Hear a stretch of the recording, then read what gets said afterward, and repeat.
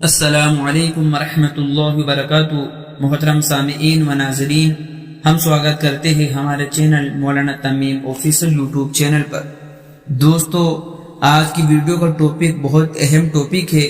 وہ کیا ٹاپک ہے کہ بے نمازی کی قربانی کا کیا حکم ہے، کہ بے نمازی اگر قربانی کرے تو قبول ہو جاتی ہے یا نہیں۔ دوستو، یہ سارا کچھ مسئلہ اس ویڈیو کے اندر ہم آپ کو بتانے والے ہیں کہ کیا دارالعلوم دیوبند کی کیا رائے ہے اس کے بارے میں، اور ان کا کیا فتویٰ ہے، وہ ساری چیزیں ہم آپ کو بتانے والے ہیں۔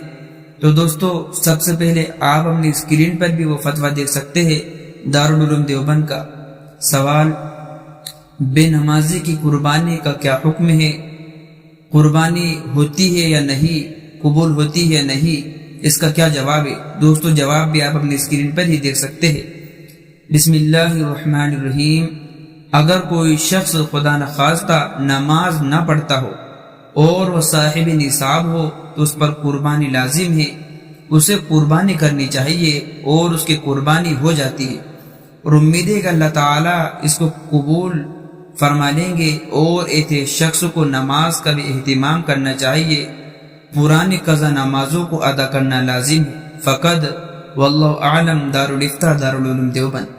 تو دوستو، یہ تھا دارالعلوم دیوبند کا فتویٰ کہ قربانی تو ہو جائے گی لیکن نماز کی پابندی بھی بہت ضروری ہے، کہ دوستو ہم بھی جانتے ہیں کہ نماز تو کسی حالت میں بھی معاف نہیں ہے، تو قربانی کے اوپر اس کا کوئی اثر نہیں پڑے گا۔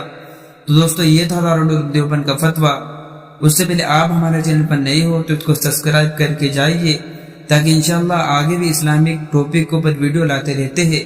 اور اس ویڈیو کو جتنا ہو سکے اور آگے بھی شیئر کر دیجئے، تاکہ آپ کے ذریعے لوگوں کو پتہ چل سکے کہ بے نمازی کی قربانی کا کیا حکم ہے۔ ملتے ہیں نیکسٹ ویڈیو میں۔ السلام علیکم ورحمۃ اللہ وبرکاتہ۔